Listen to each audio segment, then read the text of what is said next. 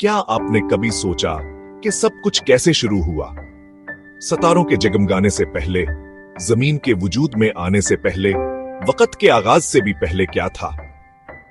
आज हम इमाम इब्न कसीर की मशहूर किताब अल-बदाया वल नहाया की रोशनी में कायनात की तख्लीक का सफर बयान करेंगे, जो कुरान और हदीस से साबित है।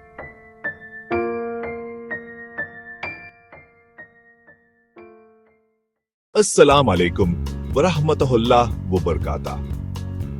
इस नई सीरीज में हम तारीख की सबसे मोतबर किताबों में से एक अल-बदाया वल नहाया का मुतालिया करेंगे।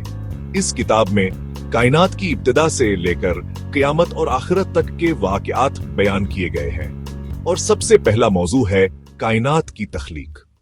और जब हम कायनात की तख्लीक की बात करते हैं तो सबसे पहले और सबसे अहम चीज जो हमारे सामने आती है वो है अर्श और पानी। इमाम इब्न कसीर बयान करते हैं कि आसमानों और जमीन की तख्लीक से पहले अल्लाह ताला का अर्श पानी के ऊपर था, और अल्लाह ताला कुरान मजीद में फरमाते हैं, और उसका अर्श पानी पर था ताकि वो तुम्हें आजमाए कि तुम में से कौन अच्छे अमल करने वाला है। यानी वक़्त और कायनात से भी पहले अल्लाह ताला मौजूद थे और उनका अर्श पानी पर था। रसूलुल्लाह सल्लल्लाहु अलैहि वसल्लम ने फरमाया, सबसे पहले अल्लाह ताला ने कलम को पैदा किया और इसे हुक्म दिया कि लिख, तो इसने कयामत तक होने वाली हर चीज लिख दी। यानी कयामत तक जो कुछ भी होना है, जैसे होना है, सब अल्लाह ताला के हुक्म से पहले ही लिखा जा चुका है। इसके बाद अल्लाह ताला ने आसमानों और जमीन को 6 दिनों में पैदा किया। अल्लाह ताला कुरान पाक की सूरह अल-अराफ में फरमाते हैं, हाँ, बेशक तुम्हारा रब वो अल्लाह है जिसने आसमानों और जमीन को 6 दिनों में पैदा किया, फिर अर्श पर बुलंद हुआ।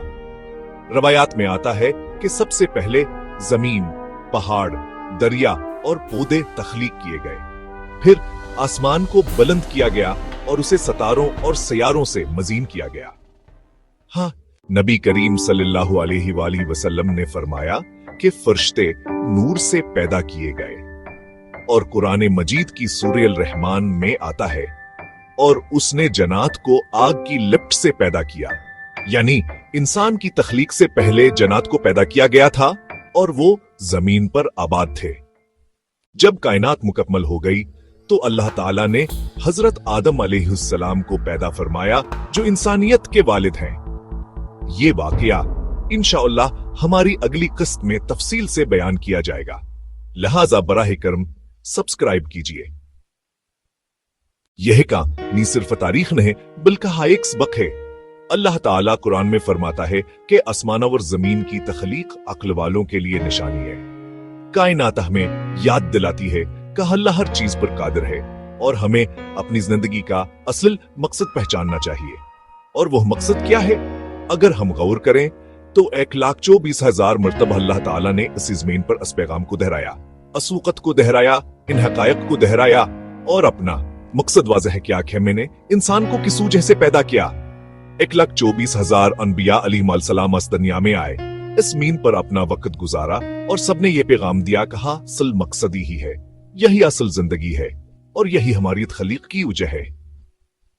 अगर आपको ये वीडियो पसंद आई है तो आप इसे लाइक करें, दूसरों तक पहुंचाएं, कमेंट करें और सब्सक्राइब करना ना भूलें। अगली किस्त में हम बात करेंगे हजरत आदम अलैहिस्सलाम की तख्लीक और इंसान की इब्तिदा के बारे में। तब तक के लिए अल्लाह हाफिज।